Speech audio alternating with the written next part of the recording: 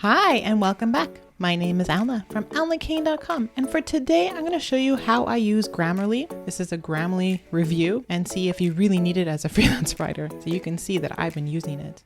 And I think it's perfect for freelancers, especially for freelance writers, copywriters, even for bloggers. I've been using it for years and years and years. Now, why would I use something like Grammarly and not something like Hemingway or other online editors? Well, I trust Grammarly. I had to write a blog post actually for my client about Grammarly, and I had to ask other bloggers about them using Grammarly. So I really learned about Grammarly, I think, at that time and invested in it. I don't know if it was after that blog post or if I did it before. I'm not quite sure. It was probably after that blog post. I'm like, you know what? Grammarly is a really good tool. I should invest in this. And it has totally helped me with my writing. I'm not the best writer. I keep telling you, I am not the best writer, but clients love my writing. People who comment love my writing style. I've been told that it's inspirational, that it's informational, that it's easy to read. And I attribute a lot of that to Grammarly. I do make the same mistakes over and over again. So you might see this. I don't know which pieces of copy on my blog have been Grammarlyized. So I'm going to pick a landing page and we'll see what happens. I don't always listen to Grammarly, what it tells me. I think as a writer, especially as a freelance writer, you have the right to do the things that you do to make an effect of your writing. Especially if you're doing like copywriting, you're going to have a certain style that an editing tool like Grammarly will not agree with.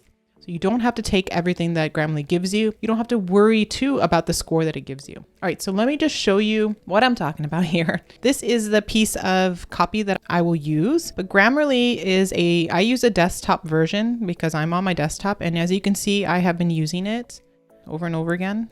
I guess this number is how many mistakes there are. I don't know. That's the score they gave me. But all I do, if I have the Word doc, I will import it. But a lot of the times I write my blog post in WordPress, I write my email in ConvertKit. And those are the two forms of copy that I put to use for Grammarly. I use Grammarly to figure out if I have any mistakes, especially in my emails. I don't do it all the time. So that's something that I need to build into my schedule because I have sent emails. And as soon as my husband reads it, he's like, oh, there's a mistake in the first sentence. Oh, well, that's me. I am a mom to twins, so I blame that, being rushed. What I'm going to do is I'm going to press new, and here is where I'm going to paste my copy. So I'm just going to do it in chunks.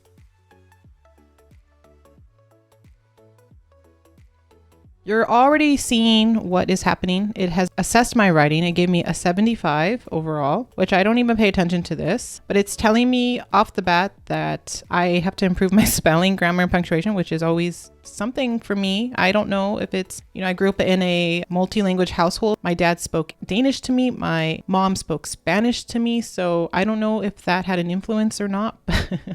Clarity, it's mostly clear, which is awesome. Engagement, it's a bit bland, which is so surprising to me, but it's a landing page. And I didn't put everything in the page. Okay, and all good with the style guide. I did not set any goals, so that's something to consider if you do decide to use my special link. I'll put in the description below from Grammarly. You might want to set some goals to help you with your writing. It's suggesting to make this compound word, I think, needs a hyphen. What I would do is I would go in the back end of my original copy and fix it, but I'm not going to do that for you right now. I'm just going to show you the mistakes and how I would improve my writing. So I would accept that and I would click that. But in reality, if that was the case, I would see what I needed to fix and fix it in real life on my piece of copy. I don't fix it here and then copy that and repaste it. I don't do any of that. This is too wordy. I wrote this landing page probably one of the first or second year of starting my Alna Kane blog. I was very wordy a lot. So that you could be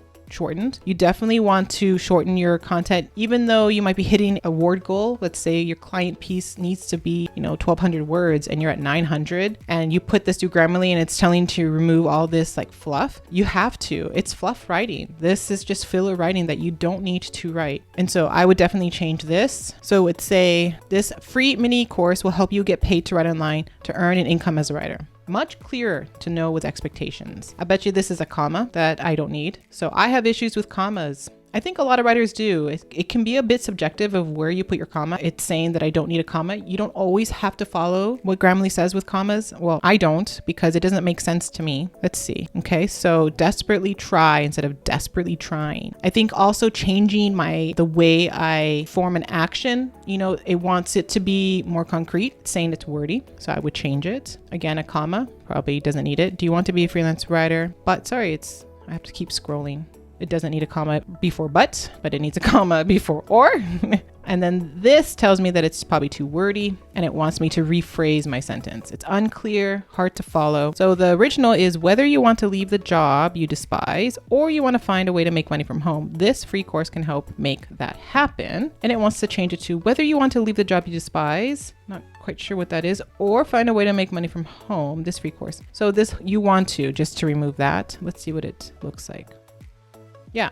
So it still has the same end result of what I want to say, and it just shortened it and made it clearer for me. Content marketing, probably this is rely, maybe it's supposed to be relies on, relies upon. Again, adding those prepositions. I have an issue with prepositions for some reason. I usually use the wrong one. Content marketing relies on and demanding. See, I don't see relies upon, relies, content marketing. Yeah, I don't know if I like that change. I would have to find a way to change this. Content marketing, I'll just say content marketing demands quality content. I would just snuff that out completely. Practically every business, sometimes it will want me to change the word because I use business too much. I don't like using company, so I'm going to keep it that. Keyword filled, wants it to be hyphenated. I don't know if I would do that. Here's another rephrasing. Google is cracking down on that and instead favors long quality content that users find helpful. Google is cracking down on that and favors long quality. That's fine too. I like that. So long quality. Nope. Don't want to hyphenate Google. Nope. Don't want to change that. It's going to want me to write out 6, which that makes sense. I would definitely write out numbers below 10, write it out, and then numbers after 10, you can just write the number 10, write the number 15. So I would definitely do that. There needs to be a comma. Fast track is probably hyphenated. This probably needs a comma. This isn't going to teach you how to write, comma, and it won't teach you. That's fine. I can do that. Oh, look, there's no space here. See? So it's going to have me do that. I like things like that because that's an oversight for me. So I like that it's telling me I need to have a space. So that's nice. So it's changing. I was thinking to I thought. This needs to be a comma probably. I'm a freshman. I started freelance writing from scratch without any experience, comma, and in 6 months, comma, I was able to earn. And so I'm going to keep that 6. It doesn't like that I end in a preposition, but again, you can, as a freelance writer, as a writer, you can end that way. So I'm not going to listen to Grammarly for that. Remove that comma. And it probably needs a comma here. Oh no, 2 enroll. No comma after but here, I bet. All right. So I've really shaped up this content and it's giving me now my score of 93. It's telling me that I have engaging writing. It's not bland anymore.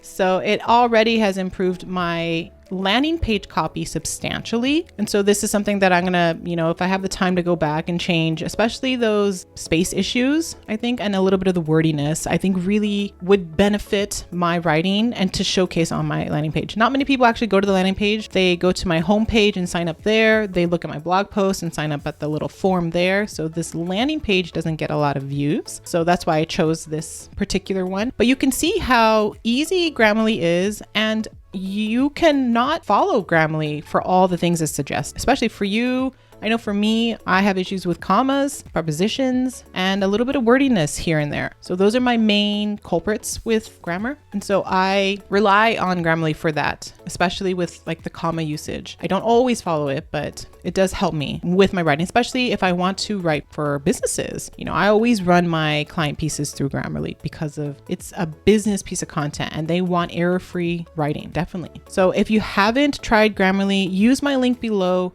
Try it out, see if you like it. I really think it's a necessary tool that you need for freelance writing, especially for client work. And especially if you're going to start blogging on your own, having your own email list, having your own products, those all need to be edited. Now, is that the only level of editing that I would do? Like I said, I would definitely use Grammarly for my client piece. In my course, Write Your Way to First 1K, I do share with you my editing process, which isn't all just Grammarly for client work. I do have other editing levels that I have to make sure that it is 100% error-free. I do talk about that in Write Your Way to First 1K, so I'll drop the link to that informational page that you can look at to see if that's something that you want to consider doing, because I think if you really want to level up your writing, you really want to make a living out of this, Grammarly can help you, and my course, Write Your Way to First 1K, can help you. Even freelance blogging in a weekend can help you. That's a writing course. All right, I'm going ahead of myself. I'm just really excited because I've been updating my content and I am now here. I am a talking head. How do you like that? I'm excited to share content. Like this video, subscribe to my channel if you haven't, and tell me in the comments below if you use Grammarly. Also tell me if you want any video ideas. I have lots of video ideas for you guys, but I want to know, what do you guys want to learn from me? Let me know. All right, I'll see you in the next video.